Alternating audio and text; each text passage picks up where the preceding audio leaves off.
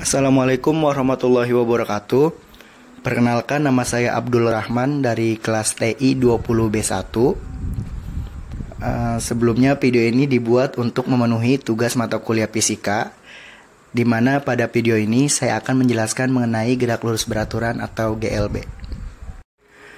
Oke, di sini saya akan menjelaskan materi mengenai gerak lurus beraturan, yaitu yang meliputi yang pertama ada definisi gerak lurus beraturan, kedua ada ciri-ciri dan contoh gerak lurus beraturan, yang ketiga ada persamaan gerak lurus beraturan, dan yang terakhir itu contoh-contoh soal dan pembahasannya. Oke. Baiklah, langsung saja.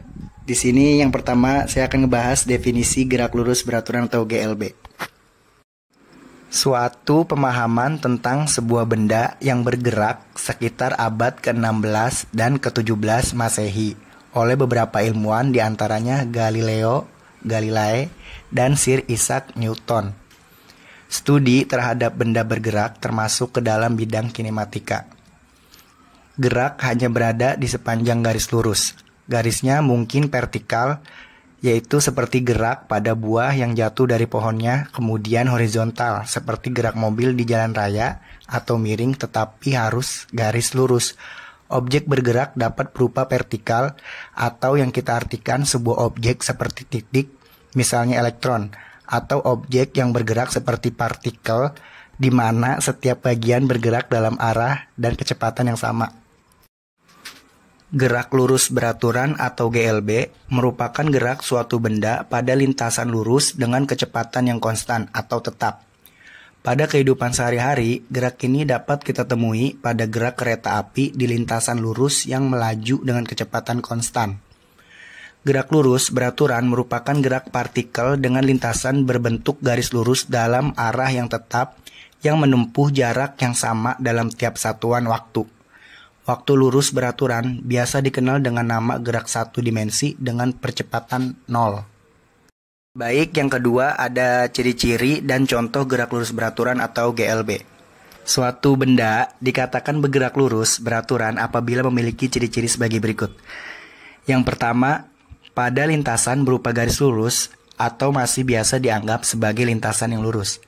Yang kedua, pada kecepatan benda tetap atau konstan. Yang ketiga, tidak mempunyai percepatan A sama dengan 0.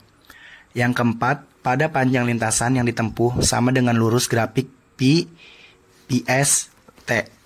Yang kelima, pada kecepatan berbanding lurus dengan perpindahan dan berbanding. Contoh gerak lurus beraturan. Yang pertama, ada mobil yang berjalan dengan kecepatan tetap. Kedua, seorang yang berjalan dengan kecepatan tetap. Ketiga, kelereng yang menggelinding pada permukaan licin. Keempat, kereta yang melaju di rel dengan kecepatan tetap. Dan yang terakhir, kelima, yaitu ada air di sungai dengan kecepatan tetap. Kemudian yang ketiga ada persamaan gerak lurus beraturan atau GLB. Rumus gerak lurus beraturan. S sama dengan S0 ditambah V dikali T, di mana V sebagai kecepatan dengan satuan meter per second. S sebagai perpindahan dengan satuan M. T sebagai waktu dengan satuan S. S0 sebagai posisi mula-mula. Kemudian ada grafik mengenai gerak lurus beraturan. Grafik yang pertama yaitu grafik jarak terhadap waktu pada gerak lurus beraturan. Kecepatan benda dalam gerak lurus beraturan adalah konstan, sehingga kurva kecepatan terhadap waktunya dapat digambarkan pada grafik yang kedua, yaitu grafik hubungan kecepatan terhadap waktu pada gerak lurus beraturan. Dan yang keempat yaitu ada contoh soal. Jarak kota X dan Y sejauh 800 km. Mobil 1 bergerak dari kota X dengan kecepatan tetap 88 km per jam menuju kota Y. Pada saat bersamaan, mobil 2 bergerak dari kota Y menuju kota X dengan kecepatan tetap 72 km per jam.